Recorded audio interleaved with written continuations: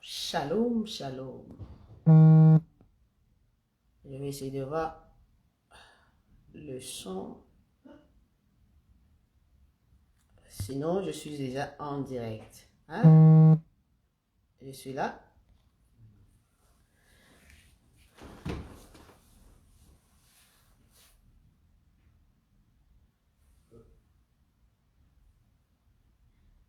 Gloire à Dieu. Alors, dites-nous si tout est OK. On va démarrer. Sorry, on va essayer de voir.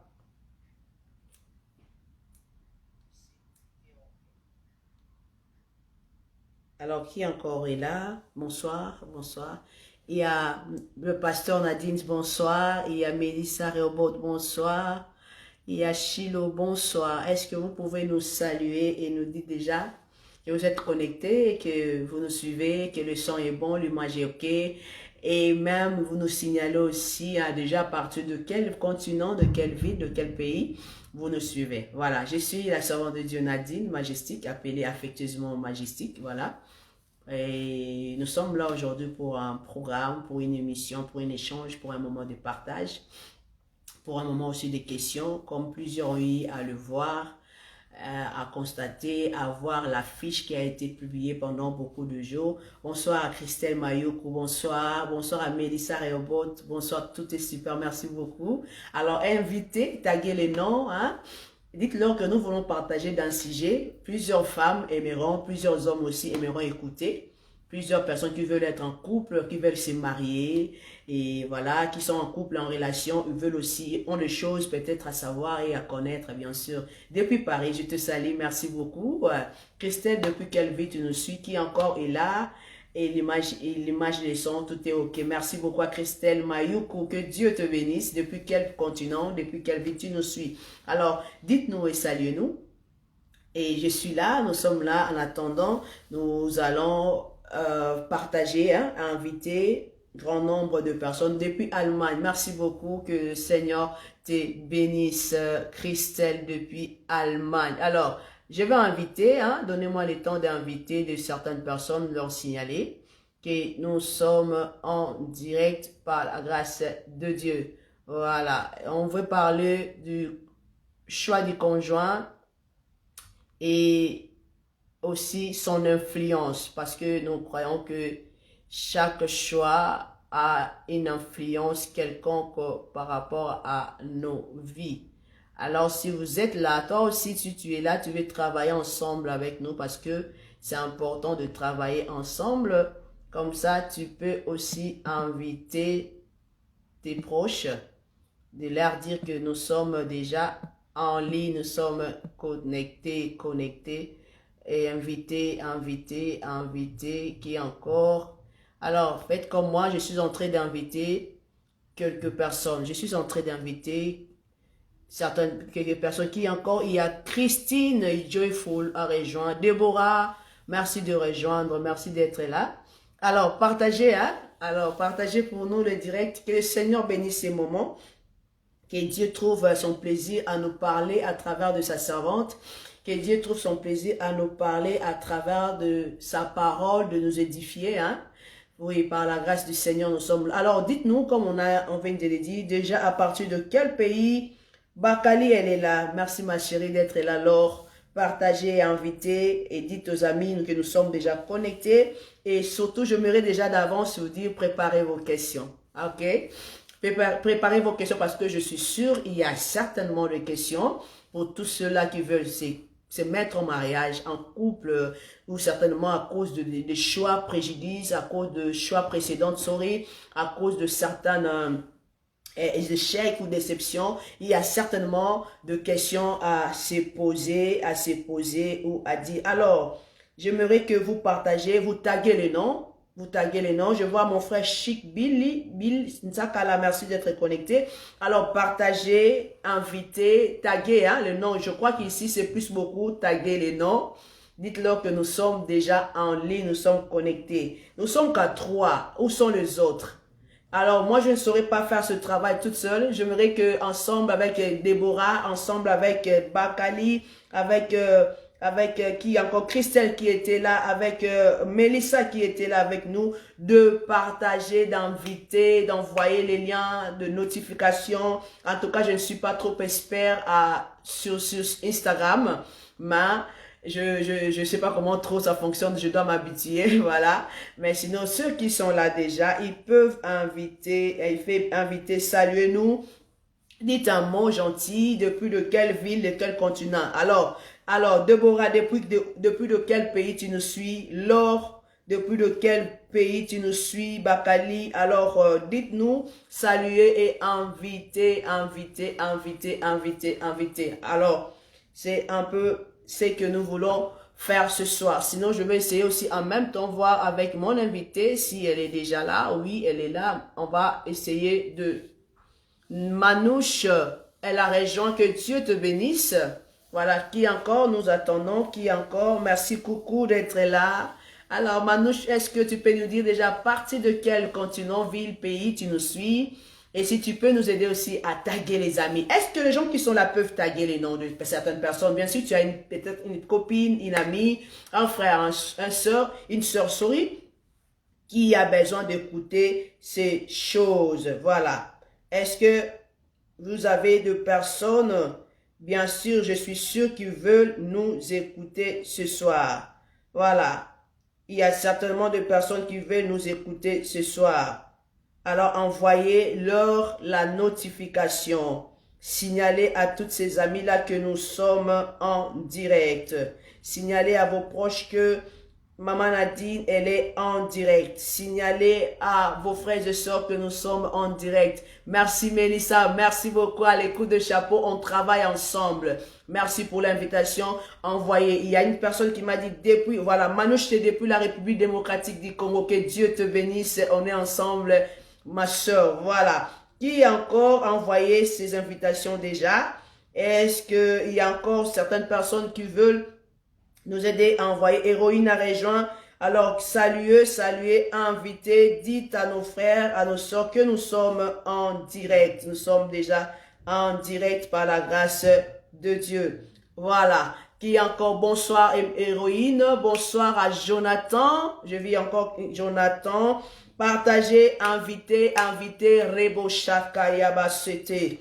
Merci, coucou à toi aussi Jonathan, si vous pouvez inviter, partager. Nous voulons parler le choix du conjoint et son influence. Voilà, qu'est-ce que cela apporte? Si vous avez fait un mauvais choix, qu'est-ce que cela peut apporter? Si vous avez fait un bon choix, qu'est-ce que cela peut aussi apporter dans ta vie? Donc voilà, c'est un sujet vraiment très pertinent. Nous voulons partager, connaître, comme je l'ai dit au début, nous avons certainement de questions à nous poser. Donc, voilà. Alors, continuez à partager. Peng et Olivier, continuez à partager. Qui encore?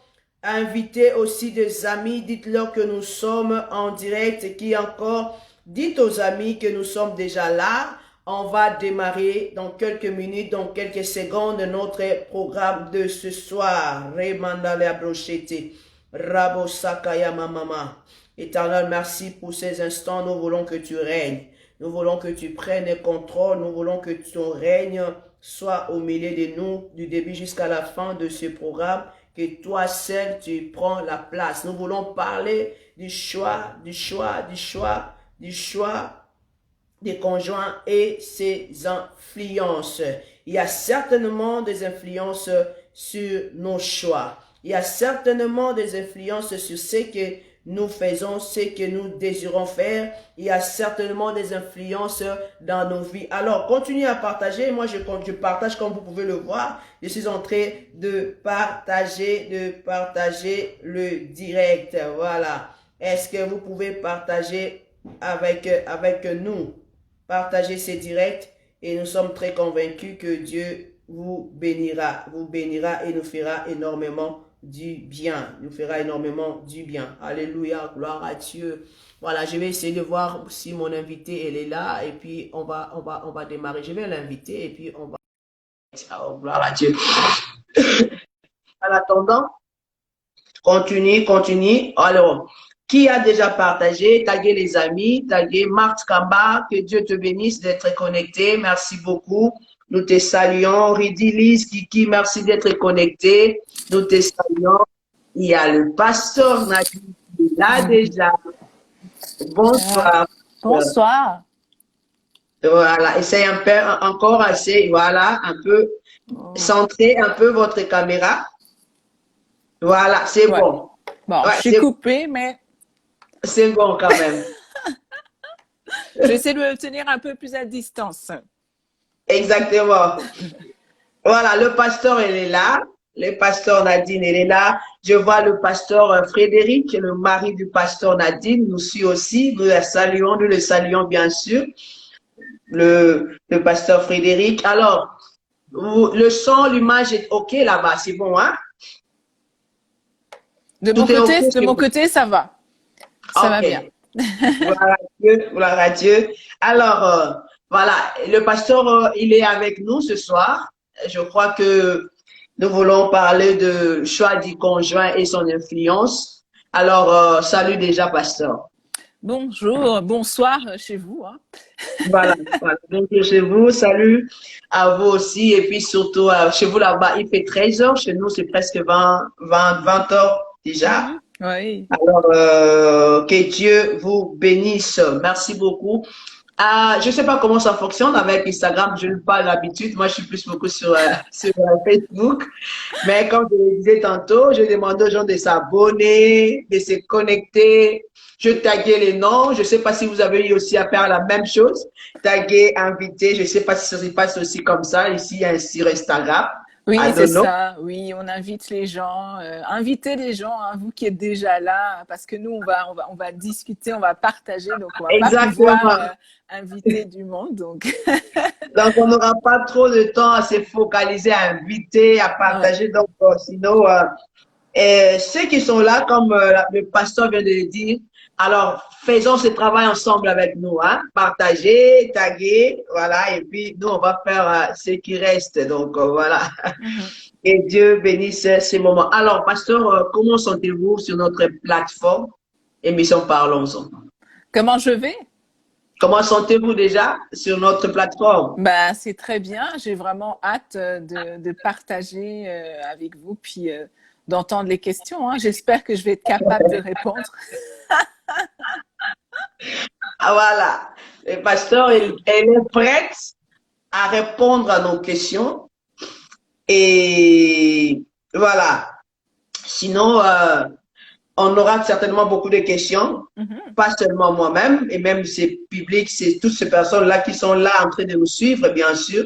Ils auront certainement des questions à se poser ou à nous poser par rapport à ces thèmes. Parce que c'est vraiment un thème, un sujet dont je pense et j'estime que c'est vraiment important, surtout dans ces temps ici.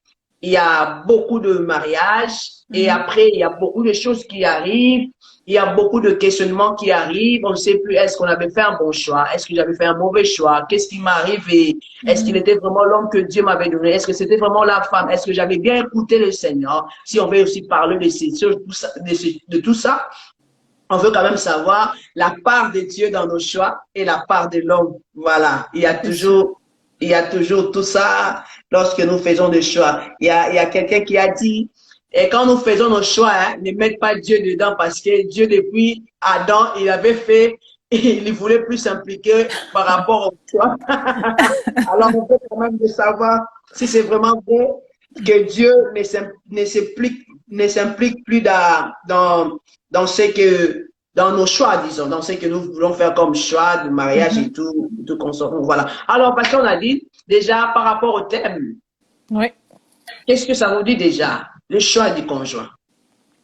Ben, je pense que c'est vraiment un thème important. Je remarque que c'est quelque chose qui revient beaucoup. Les gens sont intéressés par ça. Donc, ça prouve que les gens veulent vraiment... ils considèrent que c'est vraiment un choix sérieux. Donc, ils ne le prennent pas à la légère. Donc, pour moi, c'est important de se poser cette question-là parce que, en fait, ça influence toute notre vie. Toute notre vie. Oui. Je suis très d'accord avec le pasteur. Donc, ça influence toute notre vie. Voilà, parce que ça t'en dépend, en fait. Sinon, si vous faites un bon choix, c'est votre vie qui réussit. Et si vous faites une mauvaise, c'est tout un affaire pour vous. Comme il y a un homme de Dieu qui a dit aussi, cherchez plutôt à avoir un mariage qui vous rendra adorateur, que c'est le mariage qui vous rendra plus beaucoup intercesseur. Voilà. Là, Exactement. Il a bien dit. commencez. Vraiment. Là, vous aurez quelqu'un de prier, Seigneur. Voilà pourquoi je pense que il est important, hein. Et il y a une très grande importance pour nous de poser ou de faire de tels débats, ou je peux dire ça comme ça, de tels programmes pour aider un peu la génération, aider même nous-mêmes aussi. Donc voilà, pour ne pas tomber dans le piège de l'ennemi. Voilà. Je vais demander à pasteur quelques questions, comme je l'ai dit, mais si vous avez aussi vos questions, alors on va vous demander aussi de nous écrire déjà vos questions et puis on va essayer de sélectionner et puis de partager avec le pasteur. Sinon, continuez à taguer, si je continue à inviter aussi. Et voilà. Alors, pasteur, on va commencer par une question. En fait, dites-nous d'abord si les choix du conjoint doivent être faits sur le plan sentimental ou sur le plan spirituel. Ben, je dirais les deux. Okay. Premièrement, spirituellement, dans le sens que nous devons quand même avoir une conviction qui vient de Dieu. Donc, c'est une conviction qu'on peut avoir de manière personnelle. C'est nous qui recevons cette conviction-là. Ça veut dire que c'est pas sous l'influence de quelqu'un qui va te dire « Ah, cette personne-là, toi, tu devrais l'épouser. » Et puis, sur la parole de cet homme ou cette femme, tu décides d'épouser la personne. C'est vraiment que tu as reçu la conviction de Dieu.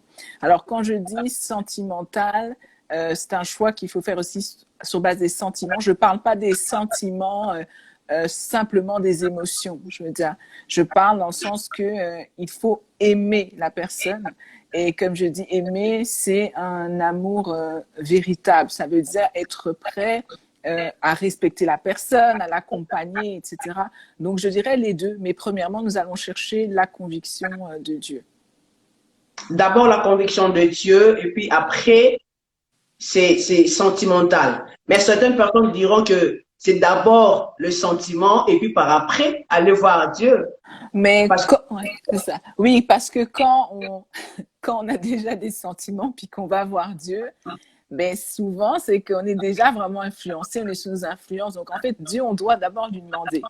Je sais que c'est le réflexe de nous en tant qu'être humain, on fait nos choix, on aime quelqu'un, voilà, etc. Et puis, on va demander à Dieu. Mais ça ne devrait pas être cet ordre-là, en fait. On devrait d'abord consulter le Seigneur avant d'être impliqué émotionnellement avec cette personne. Alors, comment ça va se faire? Je choisis d'abord la personne, je pose mes bases, je me dis, bon, c'est pasteur Nadine que je vais épouser, et puis par après, je pars chez Dieu, je lui amène le nom de pasteur, et puis après, comment ça va se faire? Comment ça va se faire? Mais disons que c'est sûr qu'on a toujours quelqu'un que tu vas avoir une personne, tu vas dire, OK, cette personne-là, c'est une personne qui me plaît dans son attitude, peut-être comment la personne est. Mais avant de commencer à s'impliquer émotionnellement, c'est-à-dire se dire, OK, moi, je vais me mettre dans une relation avec cette personne-là, c'est toujours bien d'aller demander à Dieu, est-ce que je suis en train de faire la bonne chose? C'est ça, c'est vraiment là. Le départ pour moi. Donc, le départ pour le pasteur, c'est d'abord aller consulter Dieu. Donc, amener déjà à Dieu les choix que vous avez pris dans l'esprit et aller demander à Dieu certains détails et précisions pour voir si c'est la personne ou ce n'est pas la personne. C'est bien ça? C'est ça, si on doit rentrer dans la relation ou pas, oui. Voilà. Mais alors, comment tu peux expliquer à ceux-là qui font l'inverse et par après... Certains peuvent dire que bon, j'avais commencé d'abord par aimer la personne. Est-ce que la procédure aussi de commencer par aimer une personne et puis par après, je vais aller les chercher et puis après, on va chercher Dieu. Parce qu'il y a surtout nous en Afrique, hein, je le dis par expérience, on a tendance de d'abord, je vais aller d'abord chez la sœur, je vais lui dire que j'ai des sentiments pour lui, mais on va aller chercher Dieu après. D'accord. C'est souvent comme ça, ouais. Oui, il y a des gens qui vont le faire. Comment je peux l'expliquer? C'est que c'est la grâce de Dieu. C'est-à-dire que c'est pas parce que tu fais de la mauvaise manière, si je peux dire, que Dieu ne peut pas bénir ton mariage par la suite ou te restaurer. Donc, c'est-à-dire Wow. que nous voulons faire la bonne chose, mais alors que nous ne faisons pas la bonne chose, Dieu peut venir et restaurer lorsque nous nous tournons vers lui. Donc, c'est la grâce de Dieu, tout simplement. Donc, il n'y a pas comme une recette. Il y a des gens, comme tu vas dire, ils vont rencontrer une personne, puis ils sont déjà en amour avec cette Oui, oui, oui, personne-là. oui. Et Ils puis sont déjà seulement, impliqués. c'est ça. Et puis après, ils vont demander à Dieu. Mais c'est difficile d'obéir vraiment à Dieu après ça. Parce que si tu aimes vraiment cette personne et puis tu demandes à Dieu, puis que tu sens que c'est pas ça, généralement, les gens continuent quand même dans la Mhm, relation. Donc, disons mhm. qu'il faut éviter que nos émotions nous perturbent en fait dans ce qu'on va recevoir de la part de Dieu. Alors, dites-nous un peu, c'est quoi le danger quand vous faites ça? C'est quoi exactement le danger qu'on peut rencontrer quand vous faites vos choix d'abord et vous l'amenez après à Dieu avant de consulter Dieu en premier par rapport à votre choix? C'est quoi le danger? Bon, ben, tout simplement de ne pas être avec une personne qui, euh, qui pourrait accomplir avec toi le plan que Dieu a sur ta vie. Pour moi, je pense que le mariage, c'est comme pas un point de départ parce que tout le monde n'est pas obligé de se marier, mais le plan que Dieu a avec ta vie, etc. En fait, il veut que tu accomplisses quelque chose au travers de ton mariage. Donc, quand il vous met ensemble, c'est pour accomplir quelque chose. Donc, tu as une Mhm. destinée. Et cette destinée-là, elle doit pouvoir se faire maintenant. Si tu te mets parfois avec une personne qui ne va pas rentrer dans ce plan-là, ben, tu risques de dévier Ah oui. de ce que Dieu avait prévu pour toi. Ça c'est fort. Ça c'est fort. Je comprends maintenant là où vous êtes posé, hein. Pourquoi vous insistez sur cela? Parce que si vous faites pas les choses selon les normes de Dieu, vu qu'on a une destinée, vous pouvez vous tomber avec une personne qui a la contre du plan de Dieu et vous empêcher à atteindre la destinée dont Dieu vous a appelé à faire. Donc c'est un peu ça. C'est ça. Et je voudrais préciser aussi que c'est pas forcément, en fait, ça ne fait pas de la personne une mauvaise personne. Souvent, on se Voilà. dit, ah oui, cette personne-là, c'est pas une mauvaise personne. Non, en fait, c'est que Dieu a aussi un plan pour cette personne-là. Mais ce Oui, n'est, oui, ça, oui. vos chemins ne sont pas appelés à être ensemble. C'est juste ça. Donc, vous n'êtes pas appelés à cheminer ensemble. Voilà. J'aime beaucoup déjà votre introduction parce que là, parce qu'il y a une personne aussi qui a toujours tendance à dire que toute personne bonne n'est pas bonne pour toi. Mhm. C'est vrai? Voilà.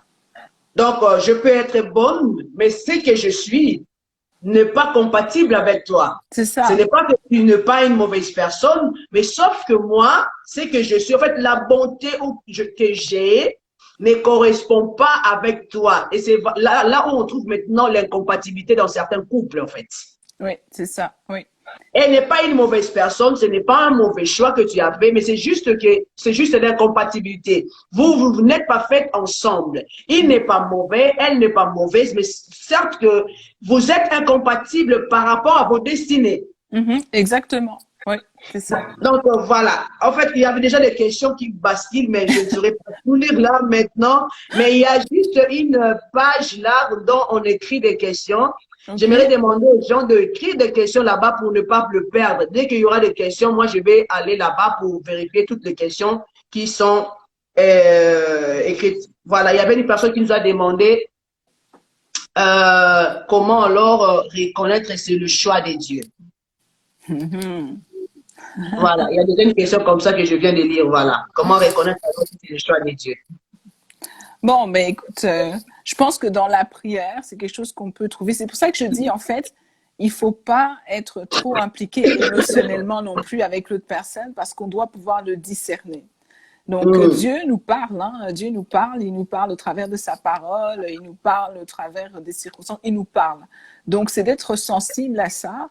Et en fait, je te dirais, Dieu, c'est la personne qui veut le plus qu'il se passe de bonnes choses dans ta vie. Donc, si tu viens mm, devant lui et que tu lui poses la question, sincèrement, tu veux cette réponse-là, il ne va pas t'envoyer vers quelque chose qui n'est pas ta bonne personne, qui n'est pas la personne qui est pour toi. Donc, son mm, intérêt, c'est de te dire que un bon chemin ou ce n'est pas un bon chemin. Mais le truc, c'est que nous, souvent, nous sommes impatients. Alors, oh, il n'a pas répondu, mais je pense que c'est ça ou c'est ça. attend la réponse de Dieu par rapport à ça. Hmm. Comment le savoir? C'est sûr que là, je dis, c'est de manière spirituelle. Maintenant, après, il y a des Hmm. étapes qu'on peut aussi cheminer avec la personne. Tu peux observer la personne. Hmm. Est-ce que c'est une personne qui est assise dans le Seigneur? Est-ce que vous vous entendez bien aussi? L'amitié n'est pas interdite, hein? Donc, il y a des choses à faire aussi pour discerner tout simplement si cette personne pourrait être la personne avec laquelle tu vas passer ta vie. Voilà. Il y a le chemin, il y a le temps dont vous pouvez vous donner ensemble avec cette personne, mais il y a aussi la prière qui prime au-dessus de tout pour écouter Dieu par Mhm. rapport à ce que Dieu te dit, par rapport au choix que tu veux faire. Alors, que faire quand on fait face alors aux exigences ou aux obligations de la famille sur le choix du conjoint, alors que ton cœur te dit autre chose? Ok. Bon, mais la famille, moi je pense qu'il faut toujours écouter ce que les gens ont à dire, ta famille, ton entourage.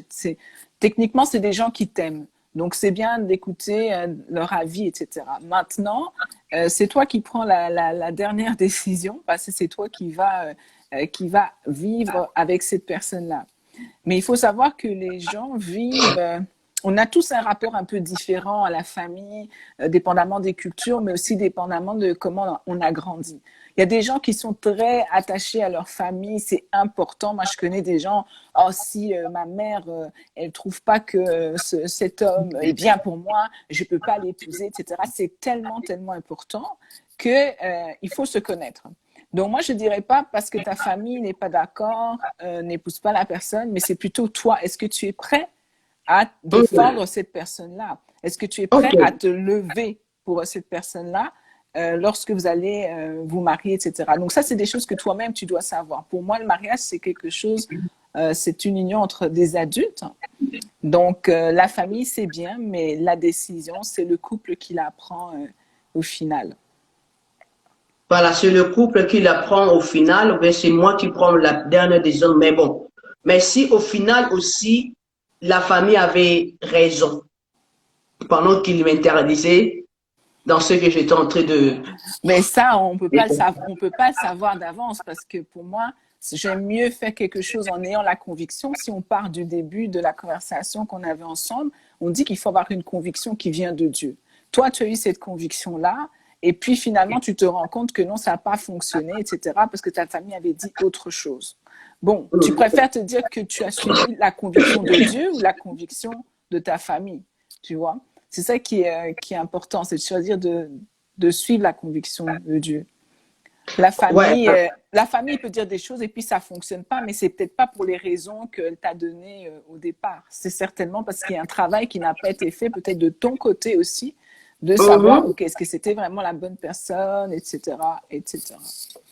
La famille peut avoir, il y a des idées, des conseils à donner, mais je pense que le dernier mot revient à Dieu ou à tes convictions pendant que tu es en train de chercher les seigneurs. Il y a une Mhm. question aussi en même temps, donc je profite en même temps de poser des questions de ceux-là qui sont déjà là en ligne, Mhm. ou alors, et mes questions aussi. Pourquoi Dieu permet que nous rencontrons une personne, puis au final, on se rendra compte qu'il n'est pas fait pour nous? Pourquoi Dieu permet qu'on rencontre une personne, puis après on se rend compte, bah, Dieu permet qu'on rencontre plein de personnes. Maintenant, est-ce qu'il nous a envoyés à être dans une relation avec cette personne-là? Ça, c'est la Voilà, question. Parce que voilà. tu peux rencontrer plein de personnes à l'école, au travail, Je pense etc. qu'elle parle, je pense que la nuance est par rapport à la relation, Moïse. C'est Et que tu ça. tombais, voilà. Mais c'est là aussi, c'est comme je dis, c'est une histoire de conviction. Moi, je peux pas savoir exactement quelle était la conviction qu'on avait eue à ce moment-là. Mais si Dieu nous donne une conviction, ben c'est sûr que, enfin, Dieu va pas se tromper. Donc, si on est rentré dans une relation que finalement ça n'a pas fonctionné, peut-être tout simplement c'était pas la bonne relation, mais c'est pas que Dieu est mauvais, etc.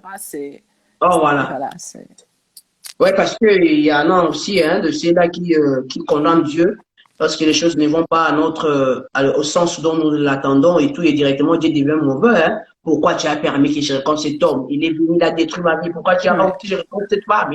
Mais est-ce que, ça, je parle des enfants de Dieu, hein? Sorry pour ne pas parler de païens parce que eux, je ne connais pas trop. Je parle des enfants de Dieu. Est-ce que tu avais au départ écouté Dieu? Parce qu'il y a toujours des signes que Dieu nous donne. Il y a toujours des choses que Dieu peut te faire comprendre que, sorry, ici, ça ne marche pas, ici, ça ne va pas trop. Il faut faire attention, ou bien ici, ça va, même dans votre quotidien, tu peux comprendre qu'ici, il y a quelque chose qui marche, il y a de l'espoir et tout, mais aussi, il y a aussi un côté, vous savez, il y a aussi des couples, des relations dont vous avez eu, il y avait vraiment espoir, mais en fin, la finalité, en fin de compte, vous tombez, ça n'a pas marché. Mais alors, qu'est-ce qui fait cela au juste? Qu'est-ce qui fait que vous avez eu peut-être beaucoup de preuves que ça allait réussir ou ça allait aboutir à quelque chose, mais à la fin de compte, ça n'a pas marché. Mais là, ça dépend de quelle relation on parle. Est-ce qu'on parle du mariage ou avant le mariage? Parce que si c'est... On parle d'une relation avant d'aboutir, quand je parle. Avant de... c'est ça. Voilà. Donc, c'est-à-dire quand je parle que ça n'a pas marché, donc ça n'a pas allé jusqu'au mariage. Oui, mais ça arrive qu'une relation ne fonctionne pas avant que l'on soit marié. Après, voilà, c'est des choses de la vie. Moi, je me dis que c'est pas quelque chose de négatif, c'est quelque chose de positif. Au contraire, on n'est pas rentré avec la mauvaise personne dans le mariage. Donc, oui, on pouvait avoir cette impression-là. Qu'est-ce qui se passe? C'est que parfois, le temps révèle aussi certaines choses. Exactement. On est pressé de rentrer dans une relation, etc. Mais tu vas voir qu'avec les mois, les années, tu commences à avoir des choses parce que tu peux être avec quelqu'un pendant 5 ans, mais si tu l'as pas vu assez fréquemment, tu ne vas pas vraiment peut-être connaître un petit peu la personne, ou si tu la vois une fois par semaine, je sais pas, pendant 6 mois, tu peux peut-être un peu plus connaître la personne. Donc moi, je dirais que c'est d'apprendre à connaître la personne. C'est le temps te révèle, en fait, tout simplement. Voilà. Le temps te révèle exactement qui est la personne avec qui tu vas. Voilà. C'est comme je disais moi-même hier, le temps fait tomber les masques, en fait. Ça nous fait dévoiler exactement ce que nous sommes, ce que l'homme ou ce que la femme est pour nous. Nous allons encore lire une question. Est-ce que les origines peuvent influencer une relation malgré le choix de Dieu? Les origines, est-ce que la personne peut préciser, ou peut-être toi tu comprends les origines? Alors, Peng et Olivier, si vous pouvez préciser votre question, comme ça on saura bien la poser. En attendant, moi je vais poser la question de savoir, alors comment alors connaître que cette femme ou cet homme, c'est l'homme et l'homme de ma destinée? Ben, c'est ça, c'est avoir la conviction de Dieu. On a parlé du temps, prendre le temps avec cette personne-là. À partir du moment où on a une conviction, ok, que je peux quand même commencer à rencontrer cette personne, mais il faut se laisser du temps à voir un petit peu. On a parlé de destinée, compatibilité de destinée. Ça veut dire poser des questions à la personne, voir où la personne se voit elle-même dans 5 ans, même si on sait que en réalité nos vies peuvent changer, etc. C'est bien d'avoir des discussions avec les gens. Souvent, on ne pose pas les bonnes questions et tu t'imagines. Toi, tu te dis, toi, tu sais dans ta tête que toi, tu veux vivre dans tel pays et que tu es appelé à faire telle chose, etc. Mais tu ne poses pas la question, est-ce que l'autre personne se voit là-dedans aussi, ou est-ce que vous allez être ensemble? Donc, c'est se poser vraiment des questions, prendre le temps ensemble, et puis il y a des convictions qui viennent se déposer. C'est pas dit que tu vas avoir une conviction, bam, comme ça, tu as demandé à Dieu et tu as la conviction, bam. Parfois, c'est au travers du temps, tu vas avoir la conviction, mais il faut observer la personne dans différents contextes aussi. C'est pas seulement que vous voyez tous les deux, non. Est-ce que tu as vu un peu sa famille, son entourage, ses amis, comment cette personne se comporte? Il y a des convictions qui viennent. Et aussi, tu vas te rendre compte, moi, j'ai pas envie forcément d'appartenir à cette famille-là dans un sens. J'ai pas envie d'être avec toi. C'est des choses que tu vas ressentir aussi. Non, moi, je me sens pas bien, etc. C'est pas se forcer. Il faut pas se forcer pour se forcer. Tu ressens certaines choses, puis il y a des convictions qui se déposent. Le temps est important là-dedans. Le temps est important. Alors, chers amis, vous qui nous suivez, je crois que le pasteur, elle est assez claire pour s'exprimer, pour expliquer ce qu'elle est en train d'expliquer par rapport à nos questions. Nous continuons à vous demander si vous avez des questions, de préoccupations par rapport à ce sujet, à ce thème, de ne pas hésiter à nous écrire vos questions. Sur base de quels critères l'enfant de Dieu doit-il faire le choix de son conjoint? Surtout pour ne pas tomber dans de mauvaises influences. Ok, sur quelle base? Mais premièrement, la parole de Dieu nous encourage quand même à être avec quelqu'un qui est chrétien, donc qui un homme ou une femme de Dieu dans le sens qui craint Dieu vraiment, pas juste quelqu'un qui va le dimanche à l'église, hein, mais vraiment quelqu'un qui est ancré dans le Seigneur. Donc ça, je pense que c'est une des choses que nous devons rechercher en tant que chrétiens. Pourquoi? Pas parce que voilà, nous les chrétiens, on n'est pas tolérants, etc. Non, c'est pas ça. C'est parce que quand on est chrétien, on a certaines valeurs, il y a des choses que nous devons respecter et que tu veux marcher dans la même direction. La parole de Dieu ne nous encourage pas à marcher à se mettre sous un joug étranger, etc. Donc, on veut vraiment être avec une personne qui a accepté le Seigneur Jésus-Christ. Donc, pour moi, c'est comme une des premières choses, c'est la plus importante. Vraiment, c'est une des choses les plus importantes. Ta parole de Dieu, c'est ça, hein? Et la personne qui craint Dieu, c'est que vous avez La personne qui va craindre Dieu, ça, c'est le plus important pour moi. Elle n'est pas parfaite pour autant. Hein, donc, je ne suis pas en train de te dire que parce que tu épouses une personne qui est chrétienne, elle est parfaite. Non, mais c'est d'abord ça. Et puis, on en a parlé, c'est la compatibilité de destinée. Pour moi, c'est important de savoir, OK, peut-être on ne connaît pas toujours tout, mais c'est où est-ce que la personne se voit. Toi, où tu te vois? Parce que il y a des histoires, parfois, les gens, tu comprends pas, ils continuent des relations, mais la personne est en train d'expliquer que non, elle se voit vivre en Asie, puis commencer à partir une entreprise là-bas. Mais toi, tu sais que tu veux être infirmière au Canada. Ben, c'est quoi? Tu vois, je veux dire, parfois, je sais qu'il y a des choses qui peuvent se passer à distance, mais là, c'est un bête exemple que je prends. Mais il faut savoir, est-ce qu'on parle de la même chose, tout simplement? Et puis, une des choses qui peut être aussi intéressante, et je sais que les chrétiens, parfois, c'est comme « Ah, pourquoi ça? » Ben, physiquement, quand même, on a le droit, en tant que chrétien, de pouvoir se marier ou choisir une personne qui nous plaît physiquement. Alors, ça ne veut pas dire qui nous attire physiquement. On ne va pas juste se mettre avec quelqu'un pour se mettre avec quelqu'un comme ça. Ce n'est pas notre premier critère, mais la beauté n'est pas exclue. Et on peut le voir hein, quand on parle de Esther, on parlait de sa beauté. Quand on parlait de Sarah, elle était tellement belle qu'on ne voulait pas c'est ça. Belle. Rachel également, on dit de belle figure, donc c'est pas pour rien. Et quand tu regardes dans le livre des Cantiques, Cantique des Cantiques, ben lorsqu'ils sont en train de parler tous les deux, il y a vraiment ce rapport de ok, toi tu es beau, toi tu es belle. Donc il n'y a pas de problème à trouver quelqu'un beau, belle. Il ne faut pas se cacher derrière la spiritualité. Hein, moi, Dieu m'a dit, mais voilà. Ça, c'est quand même un critère qui est aussi important, selon moi. Okay. Voilà. Est-ce que vous êtes, disons, êtes-vous contre le mariage chrétien et le païen? Parce que quelque part, il y a la parole de Dieu qui dit, est-ce femme, sais-tu peut-être que tu sauveras ton mari, machin et tout. Alors, ça prouve que c'est qu'il y avait une relation, soit tu t'es marié avec une femme ou avec un homme qui n'était pas chrétien. Alors, comment expliquez-vous alors peut-être ces tests aussi? Alors, donnez-nous aussi votre point de vue par rapport à cela. Quels sont vos arguments par rapport à une relation dont la femme ou l'homme, il est chrétien ou chrétienne, il s'est mis avec quelqu'un qui ne connaît pas suffisamment le Seigneur? Mais je pense que dans ce cadre-là, je ne sais pas si c'est exactement le texte, mais on parle aussi de personnes qui connaissent le Seigneur après s'être mariées.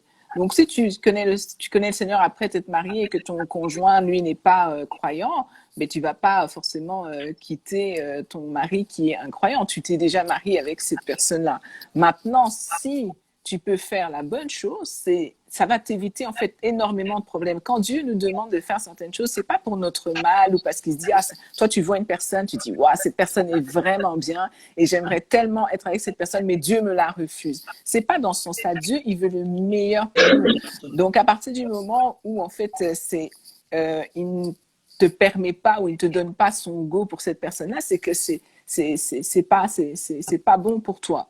Donc en fait, qu'il soit chrétien ou pas chrétien. Donc est-ce que j'encouragerais quelqu'un à se mettre avec un non-chrétien? Non, parce qu'à un moment, il y a des choses qui ne vont pas fonctionner parce qu'il ne va pas comprendre pourquoi toi tu as besoin d'aller à l'église, pourquoi tu dois faire ceci. En fait, à un moment, il va avoir une influence qui risque d'être mauvaise sur toi et puis ça ne s'arrête pas à toi, c'est les enfants, etc. Et puis on parlait tout à l'heure, tu disais du pasteur qui disait que tu sois avec quelqu'un qui va te pousser à l'adoration et non forcément juste être intéressé. Et moi, souvent, c'est ça que je me disais. Je me dis, mais Dieu nous appelle à être des disciples, peu importe ce que nous faisons. Et ma vie, je vais pouvoir servir Dieu dans tout ce qu'il me demande de faire. Mais si mon passe-temps, c'est de prier maintenant pour que, ok, la personne avec qui je suis, elle vienne au Seigneur, tous les combats que j'ai, tout ça, mais je ne peux pas accomplir ce que Dieu me demande de faire. Donc, c'est comme si c'est un autre mandat, là, tu vois, et c'est même pas quelque chose que Dieu nous demande. Donc, je n'encouragerai pas, la Bible ne l'encourage pas non plus. Donc, voilà. Après, parfois, les gens le font. Et comme je dis, là, quand les gens le font, il y a la grâce de Dieu. Hein, il y a la grâce de Dieu. Ça peut aller que Dieu va restaurer ou permettre que la personne vienne au Seigneur. Mais comme dit la parole de Dieu, tu n'as pas cette garantie-là. Tu n'as pas la garantie que tu vas emmener la personne au Seigneur. Voilà, donc tu n'as pas la garantie. Parce qu'en fait, les tests, c'est aussi un peu complexe. Parce que, comme vous venez aussi de l'expliquer, hein, il y a. Donc, vous vous êtes engagé, et puis après, vous savez, de fait, au départ, tu savais que la personne était païen. Et pour arriver jusqu'au mariage, donc, il vous a honoré et tout, et puis vous êtes engagé. Donc, je pense que dans ce sens, la femme ou l'homme en question qui s'est engagé avec les non-chrétiens, un non-croyant, disons tout ça, et ils doivent avoir soit des fortes convictions que Dieu lui a donné comme des signes ou des mandats, comme tu viens de le dire, pour que il amène ou à travers de lui ou à travers d'elle, la personne en question viendra au Seigneur. Sinon, dans ces cas, tu ne t'engages pas. C'est ça, oui. Et en général, pour la plupart des gens, c'est vraiment ne t'engage pas. Ouais. Voilà. On n'a pas le mandat. Voilà. Donc, si vous voulez oser, hein, on peut dire ça comme ça, oser à vous engager à un non-croyant, parce qu'il y a quand même de critères qui sont spirituels, qui sont aussi physiques, qui sont là, qui nous attirent. Peut-être que tu es attiré par un homme à cause, ou une femme à cause de son physique et tout, mais en étant l'enfant de Dieu, nous voulons dire, quand je dis nous, moi et le pasteur, pour dire que si vous êtes convaincu par Dieu de vous engager avec un non-croyant, ok. Dans ce moment-là, vous entrez maintenant dans la phase de l'intercession. Donc, acceptez que vous continuez votre vie à intercéder jusqu'à ce que la personne se convertisse. Un lourd charge. Je le dis par expérience, femme de Dieu. Je vais donner un petit extrait de mon témoignage. Je suis divorcée aujourd'hui. Je suis mère de 2 enfants et tout. Ça fait 9 ans. Mais mon ex-mari, quand je le connais, moi, j'étais chrétienne. Il y a même des personnes qui sont là, ils peuvent le témoigner. Je ne sais pas si ma petite sœur est là, parce que je l'ai vue aussi. Et il était non chrétien. Moi, j'étais déjà chrétienne et je partais à l'église. Mais en fait, le comportement qu'il avait vis-à-vis de moi, c'était vraiment à l'encontre de tout ce que moi, je pouvais être comme un enfant de Dieu. Mais j'étais dedans, en fait. J'étais vraiment totalement dedans dans le couple, en fait, dans la relation. Mais je priais Dieu pour sa conversion. J'associais même des personnes pour sa conversion. J'avais une grande sœur qui était pour moi à l'époque comme une grande sœur. Je lui parlais parce que cet homme m'étabassait, me faisait beaucoup de mal. Surtout quand je priais là. Il pouvait me tabasser, me tirer même dehors pendant l'hiver parce que moi j'étais en train de prier. Mais par la grâce de Dieu, je priais pour cet homme. Et je priais vraiment pour cet homme, pour sa conversion. Je disais même à Dieu, Dieu change cet homme pour que la femme qu'il va épouser soit heureuse. Voilà. Okay. Et après des années, Dieu a fait grâce. À travers de moi toujours, pendant des moments et tout, et une soirée comme ça, on était là à la maison, et il avait commencé à connaître beaucoup de combats dans sa vie et tout, et ces jours-là, et Dieu, c'était son jour de la visitation de Dieu. Ok. Et Dieu l'a visité cette nuit-là. Et c'était moi qui étais là comme premier avec une amie. On l'a prié pour lui, on a fait recevoir le Seigneur. On l'a posé les mains. Et le même jour, il a pris le baptême du feu. Le Saint-Esprit, il a commencé à parler la langue et tout. Et voilà. Je vous dis aujourd'hui, c'est un évangéliste. Ok. Wow. Oui. On était mariés après. On a eu 2 enfants après. Mais bon, Dieu, peut-être, comme il est le maître dans des circonstances, il a fait que nos chemins soit, voilà, écarté. Maintenant, il est un serviteur de Dieu. Il sert le Seigneur, mais je l'ai connu un païen. En fait, ce que vous venez de dire, c'est vraiment ça. Si vous avez la conviction de vous engager, faites-le. Mais si vous ne le faites pas, je vous dirais que ne le faites pas parce que c'est une lourde charge. Ou soit c'est toi qui vas vers le paganisme, ou soit c'est lui qui vient. En fait, la guerre est de cette sens-là. Ou soit c'est lui qui vous attire vers le paganisme, comme je le dis, ou soit toi tu le gagnes. Donc c'est entre les deux en fait. Ouais, c'est ça. Donc, bien aimé dans le Seigneur, choisissez très bien. Le choix est très important. Il faut bien savoir choisir avec qui faire le parcours de votre vie, comme la femme de Dieu aussi vient de le dire. Il y a aussi question de destinée qui compte. Voilà.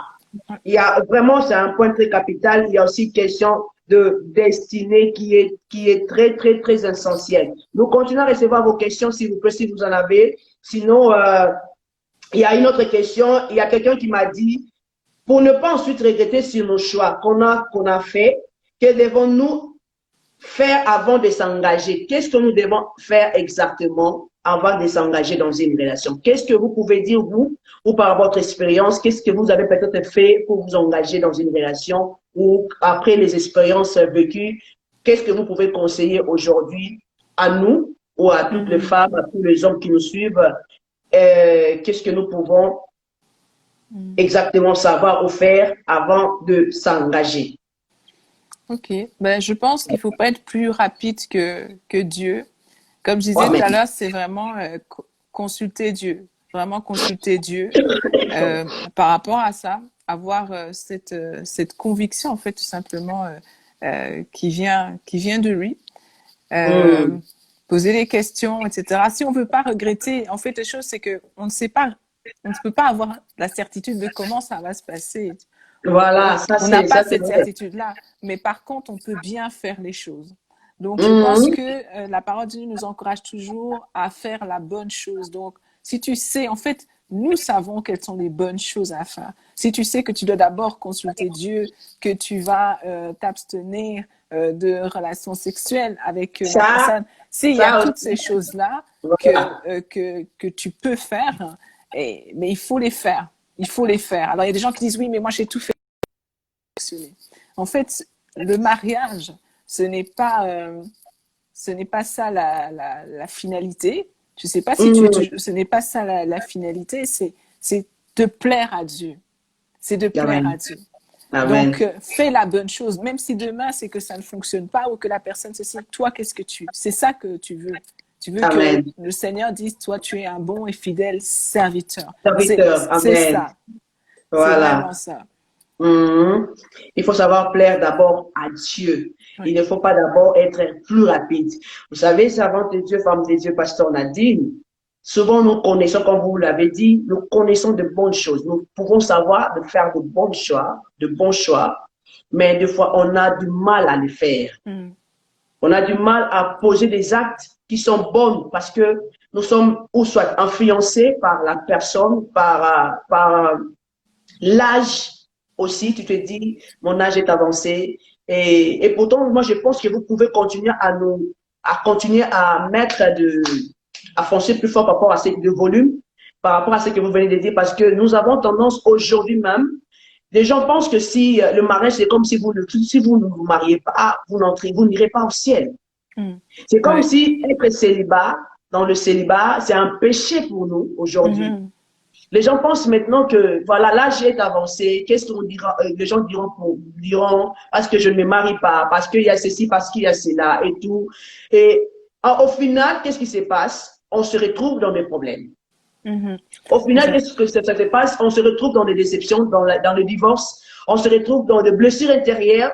Parce qu'il y en a certains qui sont là en couple, mais ils sont juste en couple devant les gens, mais dans la maison, il n'y a plus rien.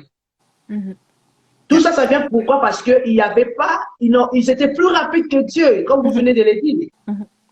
Nous avons eu à prendre des décisions plus rapides que Dieu, pendant qu'il y avait, nous avons beaucoup de temps à prendre ou à réfléchir. Je ne sais pas en fait, expliquez-nous un peu, qu'est-ce qui fait que aujourd'hui on n'est plus beaucoup rapide à nous engager, à nous marier, et puis voilà.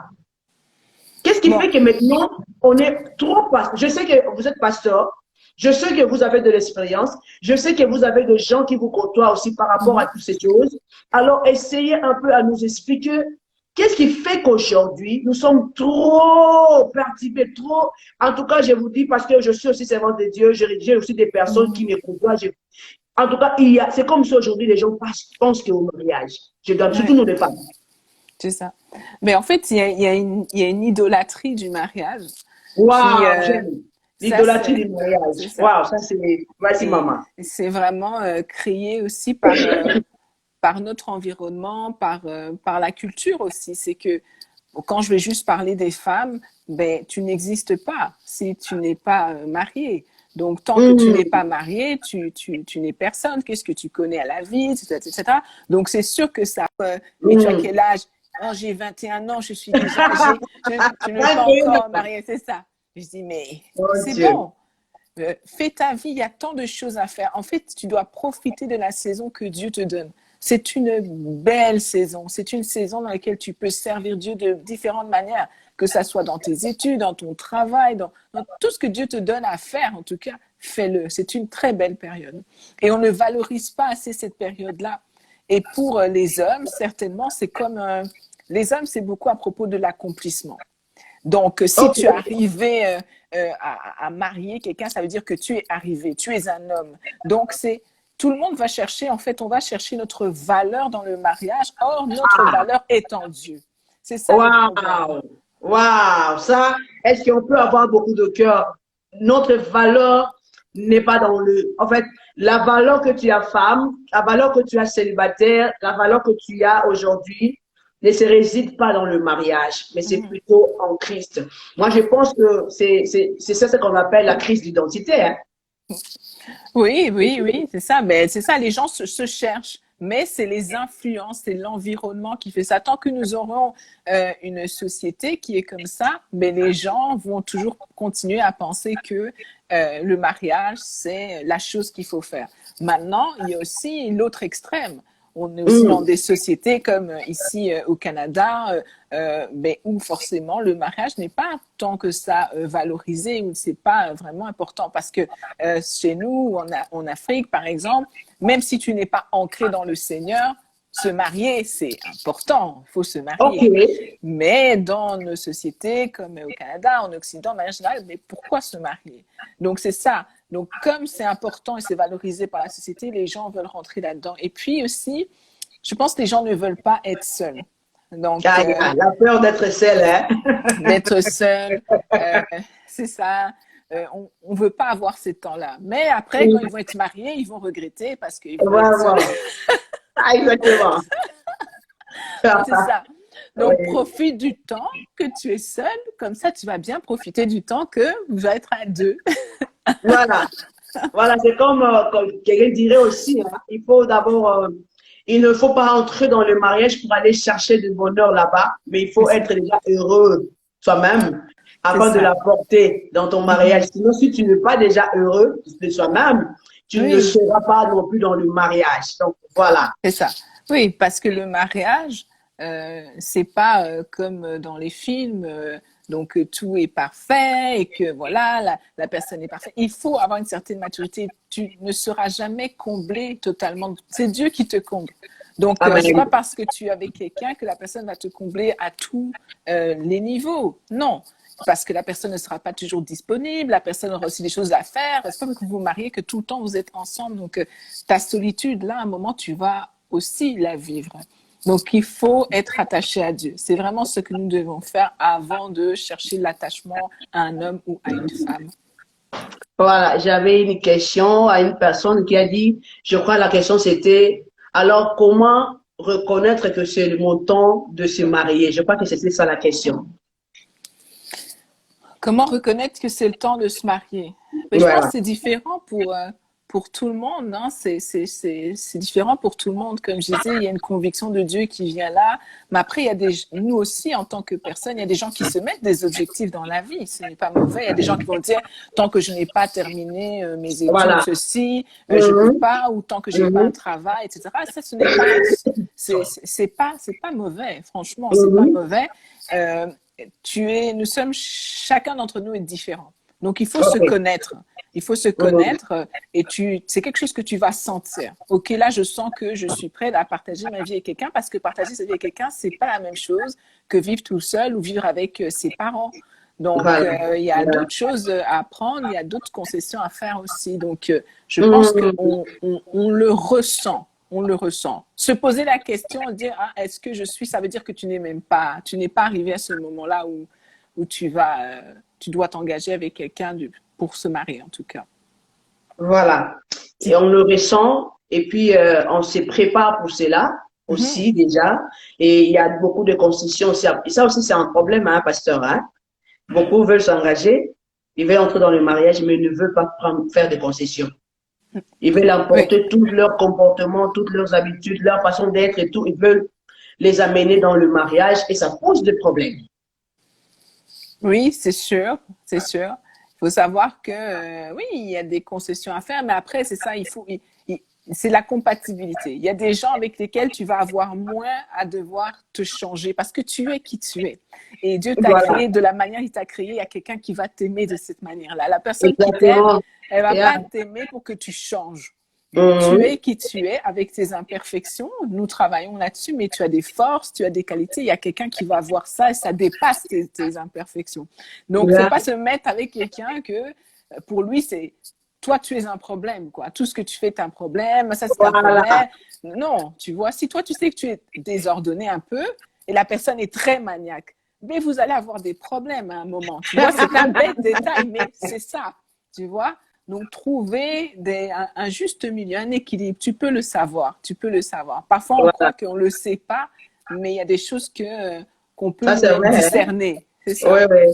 Ça, c'est vrai, même sur le plan, comme vous l'avez dit, sur le plan, il y a des personnes, je m'accuse, elle est maniaque dans la propriété, en fait. Elle est trop maniaque dans ça, en fait. Ouais. Mais vous pouvez vous retrouver dans une relation avec un homme, elle jette des chaussettes là-bas, c'est de gauche, et là, et quand il revient du boulot, tout est éparpillé à la maison, et machin. Alors, dans de telles situations, vous devez faire des concessions. Vous devez trouver de l'équilibre, en fait.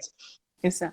Mais en fait, la concession, moi, et sur le plan spirituel, alors, si vous vous engagez avec une personne dont lui, sa spiritualité ou sa vie spirituelle n'est pas dans la même dimension dont toi tu y es, comment alors vous faire pour vous équilibrer? Bon, moi, je pense que chaque personne évolue. Hein, à son rythme. Je dirais pas à quelqu'un, je pense qu'à partir du moment où toi, t'es arrivé au stade où tu dis, moi, je suis plus mature spirituellement que toi, ben, en fait, tu l'es pas. Tu l'es pas parce que tu manques d'humilité. Donc, tu ne sais pas ce que Dieu est en train de faire dans la vie de l'autre non plus. Donc, Dieu, c'est un Dieu d'accélération. Hein. Aujourd'hui, tu crois que tu es devant quelqu'un et puis la personne... L'essentiel, c'est que la personne craigne Dieu. Éventuellement, que cette personne, ça soit pas trop récent qu'elle a accepté le Seigneur, genre hier, il y a 1 mois, il y a 2 mois. Laisse que la personne puisse mûrir dans son engagement avec Dieu, tu vois. Mais je dirais que c'est des choses que c'est Dieu qui donne en fait hein, ça. Je veux dire, donc Dieu va équilibrer ça. Mais chacun d'entre nous, nous avons la responsabilité de prier, d'avoir des temps personnels avec Dieu. On ne se repose pas sur la spiritualité de l'autre, etc. Dire, ah oui, mais lui, il est pasteur, ou lui, ça fait longtemps qu'il connaît la Bible, je vais me reposer sur sa sagesse, ce Voilà, que lui ça connaît. aussi, hein. Aujourd'hui, certaines personnes s'appuient à ça. Je vais me marier à un homme de Dieu parce que lui il va, mais je vais me marier à une femme de Dieu parce que lui il va. Et alors, après, il faut que je pense que chacun doit travailler sur sa spiritualité d'une manière ou d'une autre, je pense, pour que lorsque nous sommes ensemble, nous soyons très, très équilibrés. Alors, est-ce que, chers amis, vous avez toujours des questions à poser au pasteur Nadine? Elle est là encore pour quelques minutes parce qu'il bientôt va chuter. Et j'espère que je lui ai posé des questions et des sous-questions en même temps. Et on a eu aussi à poser quelques questions de public. Alors sinon, est-ce que vous avez des questions à nous poser ou à poser? Il y a quelqu'un qui m'a écrit là, inbox, donc je ne pourrais pas lire votre message parce que je suis en direct et donc je ne serai pas allé sur inbox pour voir le message. Sinon, si vous avez quelque chose à nous écrire, il y a juste, comment on appelle ça? Il y a un bouton, on a mis point d'interrogation. Je pense que c'est à partir de là, vous pouvez appuyer, écrire toutes vos questions et voilà. Toute une femme est créée à partir d'une côte. Ok, ouais, c'est une personne qui a écrit Stella Ouassia. Ok. Chacun rendra compte du salut de son âme. Ah oui, c'est ça. Donc ça, c'est quelques commentaires de nos internautes. Voilà. Donc, alors, femme de Dieu, nous tendons vers la fin. Et je pense que il y avait quand même des questions. Je sais pas. Est-ce que Maud, Hope, je vois beaucoup de personnes qui sont là. William, je vois Marlène, je vois Titi, Raissa, je vois Melissa. Avez-vous deux questions à poser parce que nous voulons chuter quand même? Voilà, il y a quelqu'un qui m'a dit, on appelle ça la boîte à questions. Voilà. Merci beaucoup. Alors, est-ce qu'il y a d'autres questions parce que nous voulons laisser les derniers mots, les dernières paroles à la femme dédiée et puis on va clôturer ces programmes. Voilà, il y a quelqu'un qui vient de nous envoyer maintenant dans la boîte de questions. On va essayer de lire là-bas. Merci. Alors, comment ça expliquer que des hommes mariés s'approchent de nous? Oh, c'est ça la question première. Ok. Ben, c'est le péché, hein, s'approche de nous. Un homme qui est marié et qui s'approche de toi. C'est un péché, hein? On dit, c'est le péché. Comment on explique? C'est le péché. C'est un péché, voilà. Alors, et si on tombe amoureux de quelqu'un qui n'est pas chrétien, alors qui se comporte bien? C'est ça, en fait. C'est ça la différence entre bien se comporter et être ancré dans le Seigneur. C'est avoir la crainte de Dieu, disons. C'est avoir la crainte de Dieu.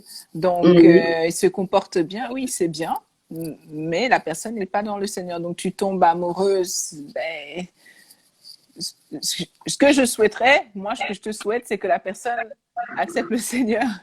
Voilà. Donc, on venait de le dire.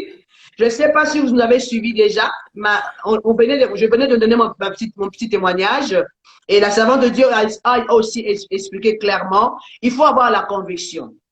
Être bien, c'est différent de craindre Dieu. On peut être une bonne personne, mais ne craignant pas Dieu, ok? Donc, c'est quand même une nuance là-dessus. OK. Parce que dans la société, nous rencontrons des personnes bien éduquées et tout qu'on sort, mais cela ne fait pas des enfants de Dieu. On devient enfant de Dieu lorsque on reçoit Jésus-Christ de Nazareth et là, on devient un enfant de Dieu. Mais tant qu'on n'est pas encore dans tout ça, on est encore un humain normal. Et la deuxième chose, nous avons dit, si vous avez été mandaté, parce qu'il y a des personnes comme ça, ils ont été mandatés, Dieu, c'est pas tout le monde, parce que dans toute règle, il y a toujours une exception. Toute règle, voilà. Alors, si vous vous sentez que Dieu vous met cette personne dans votre... et vous avez la capacité de prendre cette personne, sa spiritualité, sa vie en charge sur le plan spirituel, alors, allez-y. Au cas contraire, comme on venait de dire, soit c'est toute une bataille, bien aimé dans le Seigneur. C'est vraiment une bataille parce que c'est une âme qui est à la fois païenne et toi, tu es un enfant chrétien. C'est tout un combat. Comment tu vas t'en sortir? C'est soit toi, tu es gagné ou soit il est gagné. C'est à toi de voir. C'est à toi de voir, c'est à toi de voir, c'est à toi de voir. il y a beaucoup de questions qui viennent maintenant, là. Je ne sais plus comment le lire, mais j'ai beaucoup de questions. Vous le Mais lisez je aussi voyais, là-bas? oui, mais en fait, je voyais une personne qui avait dit qui avait posé une question qui disait, oui, mais est-ce que c'est nous qui sommes le problème ou portons-nous un esprit qui attire que les hommes mariés? Oh, OK. Mais ben, un esprit qui attire les hommes mariés, je pense pas. Nous avons en fait le libre arbitre. Donc tu peux dire à une personne, même si elle t'approche, ben non, je ne veux pas. Donc c'est pas que tu portes un esprit et voilà, c'est juste. En fait, il faut pas te dire que c'est toi qui es une mauvaise personne parce que des hommes mariés viennent vers toi. C'est eux-mêmes qui ne devraient pas venir vers toi et à toi de dire non. C'est Voilà. ça. OK. Waouh, waouh, il y a des questions, mon Dieu. OK. Waouh, je vais essayer de lire encore. Il y a quelqu'un qui a posé la question par rapport à l'âge. Écart d'âge dans le... Voilà. Je vais essayer. Oh my goodness, comment faire pour retrouver toutes ces questions? Laissez-moi un peu relire ici, si je peux le voir. Okay. Mon Dieu. Wow. Il y a une personne qui a posé par rapport à l'écart d'âge ici, mais je ne retrouve pas la question. Il a posé en fait, par rapport pour se mettre en relation, hein? Mhm. Alors, quel écart d'âge peut-il avoir? Peut-il avoir avec la personne? Mais il n'y a rien qui nous dit que tu devras avoir 5 ans, 10 ans ou 15 ans de différence ou plus. Là, je te dirais, c'est avoir une conviction. On revient à la même chose, la conviction. Ce n'est pas un problème d'être avec quelqu'un qui est plus âgé que toi ou moins âgé que toi. C'est les critères de base, c'est que la personne soit ancrée dans le Seigneur, qu'il y ait une compatibilité de destinée, que ça fonctionne, quoi, que ça fonctionne simplement. Mais l'âge ne semble pas être un problème. Voilà. Il y en a un autre qui a dit, voilà, toujours écart d'âge. Si tu veux peut-être être marié à un homme ou une femme moins âgée que toi, un écart de 2 ans ou de 3 ans. Donc, la femme de Dieu vient de le dire. Voilà, ça dépendra de vous et de votre Oui. conviction. Voilà. Comment savoir que c'est le plan parfait de Dieu? Quoi alors? Comment savoir si c'est le conjoint, je pense, ou la relation est le plan parfait de Dieu, je pense. Je crois que c'est ça la question. C'est ça. C'est passer au travers des mêmes étapes, hein, avoir cette conviction, se donner le temps avec la personne, sans s'engager, évidemment, dans la relation comme telle, voir, et puis il y a une conviction qui vient se déposer. Hein, une conviction qui vient se déposer. Ok, on va sélectionner quelques questions vite fait, parce qu'il y a certaines questions qui reviennent, on l'a déjà posé, hein. Donc, si vous voulez nous suivre, allez suivre le début, vous aurez certainement certaines réponses. Mais j'aimerais poser la question, ma question est que, en tant que chrétien, chrétien a-il une obligation mariage pour avoir une relation vraie? Je ne sais pas comment la question elle est posée, ou bien je crois qu'il y a erreur ici. Je pense que la personne veut dire, en tant que chrétien, est-ce que c'est obligé de se marier pour avoir une vraie relation, ou quelque chose comme ça? Je pense que c'est ça, voilà. Ben, Ouais. oui, ben, on nous demande de se marier. Le marié, c'est l'engagement, une vraie relation. Ben, il y a au début, tu as une relation avec une personne. Après, le mariage, dans le mariage seulement, tu peux avoir des rapports sexuels avec la personne, ce que tu ne peux pas faire avant, selon la parole de Dieu. Donc, je ne sais pas de quelle relation tu parles. Oui, tu peux au début fréquenter la personne, être fiancé, et quand tu te maries. C'est deux choses différentes. L'engagement est différent. Dieu nous conduit à avoir un engagement durable, donc c'est le mariage. Ok, comment gérer le stade de fréquentation? Voilà, ça c'est encore une autre question. En attendant, je suis en train de chercher des questions ici. Comment gérer le stade des fréquentations? Ouais. Ben, c'est ça, hein, c'est comment gérer, c'est à quel niveau exactement. Moi, je dirais, ben, c'est ça, on rencontre la personne, on prend du temps avec la personne, souvent éviter d'être tout seul avec la personne dans un lieu vraiment intime, là, mais vous pouvez voir dans un lieu public, être avec des amis, rencontrer la personne dans des contextes différents et apprendre à se connaître. On sait ce qu'il faut faire et ne pas faire. en tant que chrétien, Dieu nous commande de peupler la terre, de remplir la terre. Alors, si en tant que marié, on fait le choix de ne pas avoir d'enfants. Mhm. Mais là, je pense que c'est une question qui divise un peu. Il y a des gens qui vont dire que tu es obligé d'avoir des enfants, etc. Moi, je suis pas aussi radicale, hein, et puis je pense aussi que ça peut évoluer. Donc, c'est le choix du couple. C'est le choix Voilà, du couple, c'est leur tout décision en simplement. fait. Ouais. Les deux doivent être d'accord avec ça, c'est ce qu'il faut. Hein. C'est pas juste un, puis l'autre. Mais si vous êtes d'accord, c'est ça, sachant que ça peut évoluer. Mais une question qui m'est venue, qu'est-ce que vous dites alors par rapport aux femmes mariées qui sont au mariage, mais qui mettent de stérilet, ils veulent pas mettre au monde, tout ça. Et êtes-vous pour des anticonceptions? On appelle ça comme ça, hein, anticonception, c'est ça? Contraception, contraceptive. Contraception, quelque chose comme ça, voilà. Ben, pour moi, il n'y a pas de problème avec ça, de réguler les naissances. Et voilà, parce que finalement, il y a aussi une capacité avec ça. Avoir des enfants, c'est une gestion, c'est un investissement. Ouais. Donc, voilà, il faut être capable de le faire. Donc, chacune se connaît avec ses forces et Mhm. dans le couple qu'on est. Et il y a des gens qui considèrent que non, ils ne peuvent pas aller au-delà de un enfant, deux enfants. Donc ça, c'est vraiment, il faut que le couple soit d'accord. Ce que les gens Voilà. vont dire au dehors, c'est pas tellement ça qui est le plus important. D'accord, deux questions et puis on va chuter. Est-ce que la distance peut influencer une relation? Et puis on va prendre la dernière, deux, trois, on va voir. Voilà.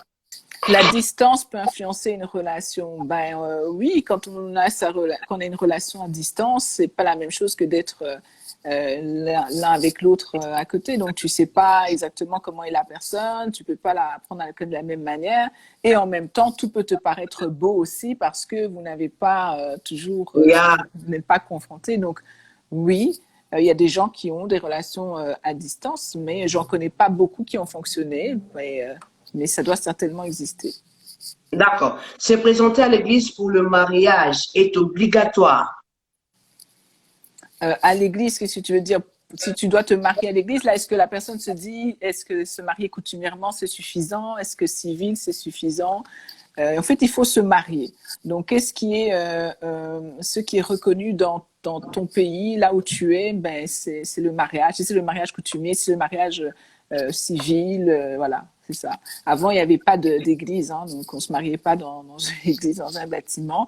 Voilà, c'était des accords entre les familles, etc. Donc, il faut qu'il y ait témoin et qu'il y ait un mariage qui est officiellement reconnu là où tu es. D'accord. Pour vous, le mariage, quand on veut parler du mariage, c'est quel mariage exactement? Famille, civil ou parce que, bon, en fait, l'église, c'est plus beaucoup la bénédiction. C'est ça. En fait, pour moi, le mariage, c'est l'union entre deux personnes devant Dieu. Donc après, il faut que quand même ça soit reconnu là où tu es. Donc dans certaines sociétés, ça ne l'est pas. Si tu te maries coutumièrement au Canada, tu n'as pas les protections, tu n'es pas reconnu comme étant marié. Mais par contre, si tu es marié, tu es dans un autre pays, sous ce mode-là, on va dire que tu es vraiment marié. Donc c'est de se renseigner, c'est quoi? Parce que c'est ce mariage-là, en fait, finalement, qui est validé. Parce que c'est quoi? C'est l'engagement. C'est l'engagement. S'il n'y a rien qui fait que tu es engagé vraiment vers cette personne-là, rien qui le prouve, pour moi, c'est pas vraiment se marier, quoi. Une dernière question. Il y a la personne, je crois que vous pouvez les lire. Voilà. Il n'y a pas de relation sexuelle avant le mariage. Oui, en tant que chrétien, c'est vraiment le mariage est réservé. Les rapports sexuels sont vraiment réservés pour le mariage. Maintenant, on le sait, plusieurs ont eu des rapports sexuels avant le mariage, etc. On a parlé de Dieu de grâce, Dieu peut restaurer, etc. Mais ce n'est pas ce qu'il nous demande de faire en premier. Hum, hum. Voilà, je pense que nous avons eu à répondre dans des questions qui nous a été posées ce soir. Il y en a eu plusieurs, peut-être, je ne sais pas si on a eu à louper quelques-unes, mais bon, pour moi, je pense que j'ai eu à récupérer quelques questions et la servante de Dieu, le pasteur a pu répondre à presque à toutes les questions. Alors, pour le choix du mariage, nous devons avoir notre conviction et puis la probabilité des dieux, en fait. Écouter Dieu, ce que Dieu te dit, et puis aussi, il y a le physique qui attire, voilà, parce que des fois, nous allons vite aux apparences en laissant ce qui était essentiel. Voilà. Donc, nous devons d'abord aller à l'essentiel et puis par après, prendre le temps avec la personne de se connaître et puis de voir s'il y a compatibilité presque dans tous les domaines. Est-ce que vous êtes aussi pour le mariage, avant de se marier, de faire le test du sang pour éviter certaines maladies et tout? Il y en a qui le font, donc pourquoi pas, si c'est quelque chose que les gens veulent faire, oui. De toute façon, il faut être transparent, donc faites tout ce qu'il faut faire. Oui. D'accord. Alors, femme de Dieu, on est à la fin. Je pense, je vous laisse le dernier mot pour nous faire une petite synthèse. Et puis après, on va clôturer ce chapitre pour ce soir. Bah, écoutez, déjà, vraiment merci de m'avoir invité. Je suis vraiment bénie d'avoir partagé sur ce sujet-là, puis de voir toutes les personnes qui sont là, qui posent des questions. Moi, je dirais le mariage, en tout cas, c'est une belle chose. C'est quelque chose que Dieu a créé, qui nous fait du bien, etc. Mais il faut s'engager avec une bonne personne pour nous. En fait, si je m'exprime comme ça, c'est ça, la bonne personne pour nous. Il faut pas être trop rapide, consulter Dieu, mais savoir que c'est pas une finalité, hein. C'est pas une finalité, c'est pas une course, c'est voilà, tu es aimé de Dieu tel que tu es aujourd'hui. Si tu n'es pas marié, voilà, tu as des bénédictions, ça n'attend pas que tu sois marié. Donc profite de cette saison si tu ne l'es pas, et tu profiteras de l'autre quand tu rentreras dans le mariage. Mais vraiment, c'est ça. Moi, quand j'étais jeune, petite en fait, à 8 ans, il y a une femme qui m'a dit, et ça m'a marqué, m'a dit, marie-toi avec un homme qui craint le Seigneur. Cette phrase ne m'a jamais quittée. Et je l'ai gardée, je pense que ça m'a aidée. Et c'est une phrase que je veux te dire aujourd'hui. Mets-toi avec quelqu'un qui craint Dieu, parce qu'elle ne sera pas parfaite, cette personne-là, mais lorsque peut-être elle commettra une erreur, ce sera toujours vers Dieu qu'elle ira. Elle demandera pardon, vous allez restaurer, etc. Donc, Amen. Que Dieu vous bénisse. Puis si tu te maries dans pas trop longtemps, envoie-moi un message. Voilà, j'avais écouté l'émission, on veut entendre des témoignages, etc. Oui. Voilà, le pasteur est disponible aussi. Vous pouvez le contacter, hein, vous pouvez l'écrire comme vient de le dire. Si vous avez eu des expériences, de témoignages par rapport à l'émission, on vous a apporté quand même quelque chose de plus. Alors, n'hésitez pas à contacter le pasteur Nadine Libert. Et aussi, si vous voulez, vous pouvez aussi m'écrire, me contacter. Je peux vous introduire aussi chez le pasteur ou envoyer votre message chez le pasteur Nadine aussi. Donc, voilà. Sinon, merci beaucoup, pasteur Nadine. Et coïncidence, nous portons le même nom. Et voilà. Mais oui, c'est ça. Quel beau nom. Vraiment. Nous disons merci aussi au pasteur Frédéric Libert qui nous a libéré, sa femme, pour ce soir. Merci beaucoup de là où vous êtes. Vous nous suivez, je crois. Et le mariage n'est pas une course. Le mariage n'est pas quelque chose de prouver aux autres que moi je suis mariée, je suis bien mariée et vous êtes célibataire, vous êtes nuls. Non. Le mariage, c'est une institution divine. C'est d'abord Dieu qui décide avec qui nous marier, quand nous marier et pour quel but nous marier. Voilà.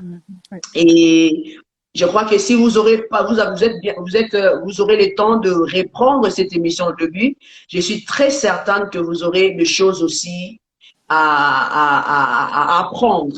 Voilà, parce qu'il y en a aussi peut-être certains qui viennent maintenant d'entrer, que je tape, certaines choses. Alors, au début, jusqu'au début, on a eu à parler quand même de plusieurs points et tout. Alors, célibataire, on va répéter.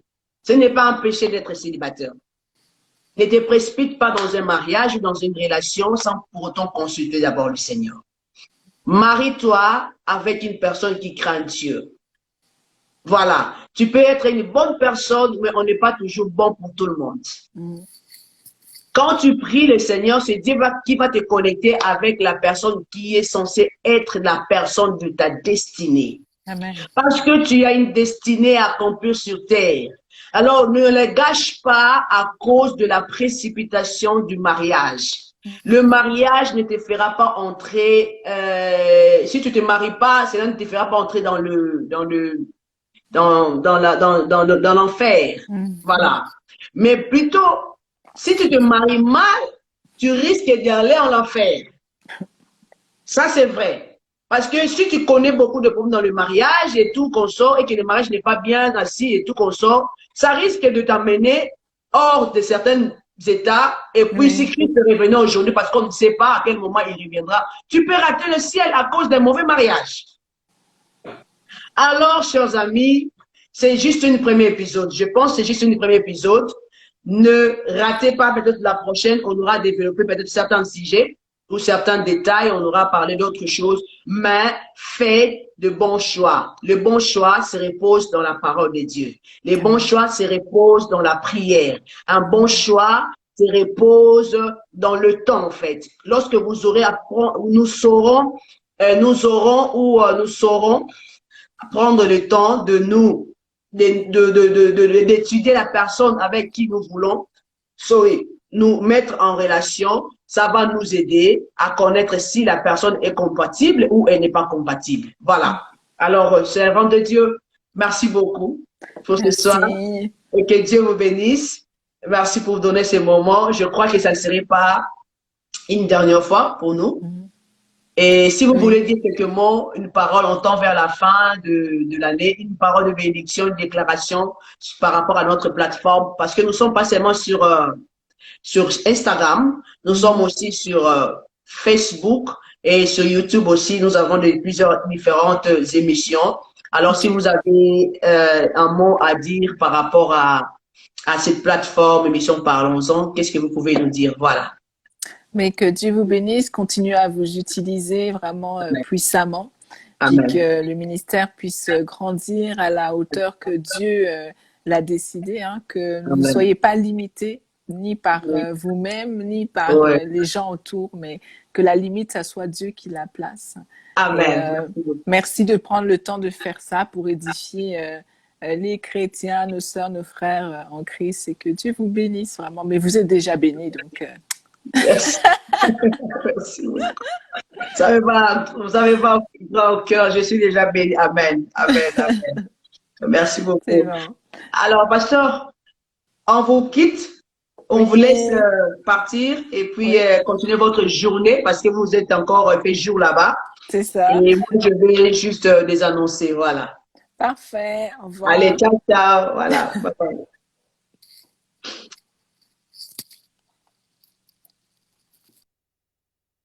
Alors, chers amis, nous sommes à la fin de ce programme.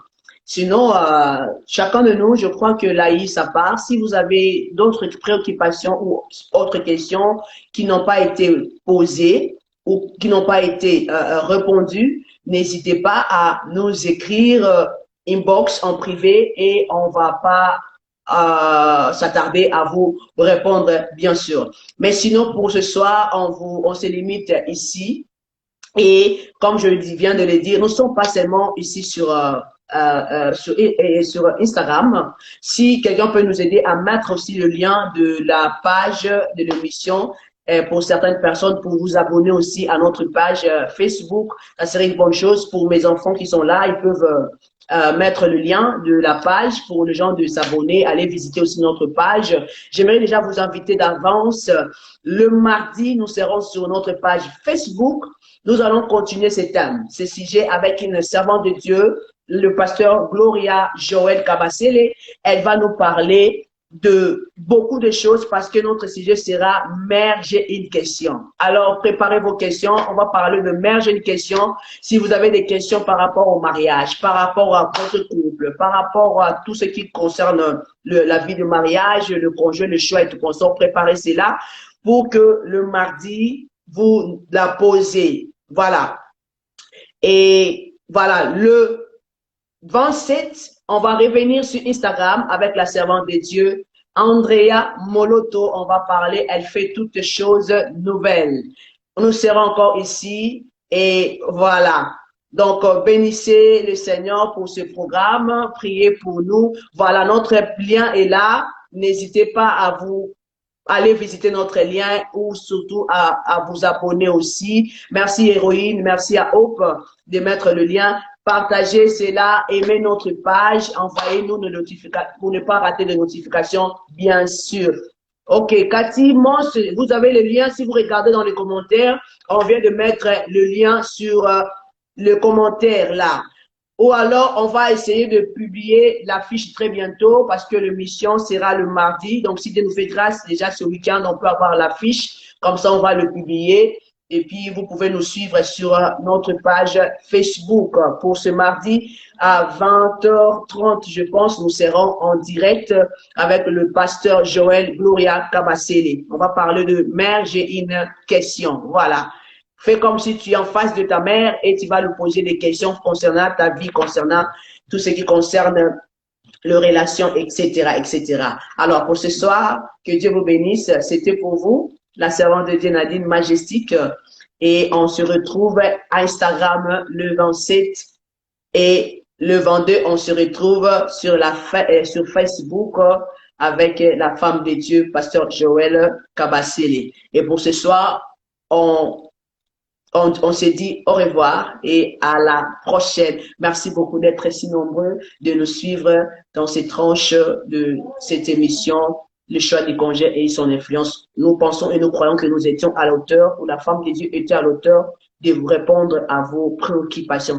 Si ce n'est pas le cas, alors n'hésitez pas à nous contacter ou à nous écrire. Comme elle vient aussi de le dire, si vous avez autre chose, ou vous êtes marié, ou vous avez eu des réponses, des conseils par rapport à l'émission, écrivez-nous et ça serait aussi une très bonne chose. Que mon Dieu vous bénisse et à la prochaine. Ciao, ciao, bye.